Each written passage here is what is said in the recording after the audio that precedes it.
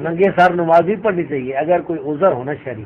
ایک آدمی کے پاس ٹوپی ہے ہی نہیں، چادر ہے ہی نہیں، تو مرد کی نماز ننگے سر ہو تو جاتی ہے، لیکن بہتر افضل یہی ہے کہ ٹوپی ہو، امامہ ہو. میرا یہی فتح چھپا ہو میری کتاب میں. کیا ٹوپی کے بغیر نماز مکروہ ہے؟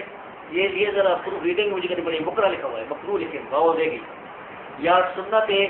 اگر سنت نہیں ہے تو پھر مکروہ ہوگا. بھائی ننگے ساتھ نماز پڑھنا مرد کے لیے جائز ہے، لیکن بہتر یہ ہے کہ ٹوپیاں جس طرح ثابت ہے، امام یہ ثابت ہے، نبی کریم صلی اللہ علیہ وسلم امامہ ثابت ہے، ثابت بھی ثابت ہے، ٹوپی یا پٹکا ہو یہ بہتر ہے.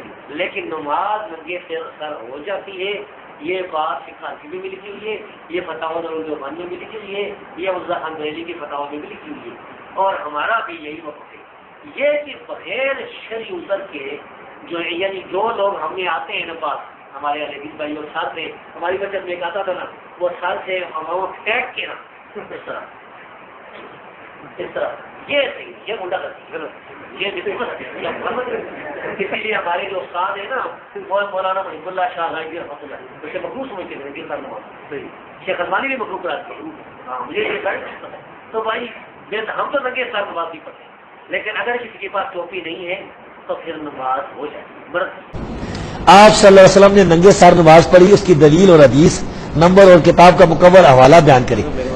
ہاں جی یہ بھائی وہ بیان کرے جس نے یہ حدیث بیان کی. میں تو کوئی ایسی حدیث نہیں بیان کی کہ نبی صلی اللہ علیہ وسلم نے ننگے سر نماز پڑھی.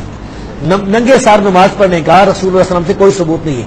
ہاں ایک روایت ہے کہ آپ نے ایک کپڑے میں نماز پڑھی تھی، ایک کپڑے میں.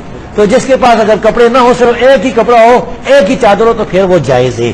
لیکن اگر جس کو اللہ نے دو کپڑے دیے تو دو میں نماز پڑھے، اور لہٰذا یہ حدیث منسوخ ہو گئی ایک کپڑے والی. جس کو اللہ نے دو کپڑے دیے یہ بھی صحیح حدیث ہے، آپ نے فرمایا دو کپڑوں میں، تو ننگے سر نماز پڑھنا بھائی بہتر نہیں ہے، اگرچہ مرد کے لیے جائز ہے.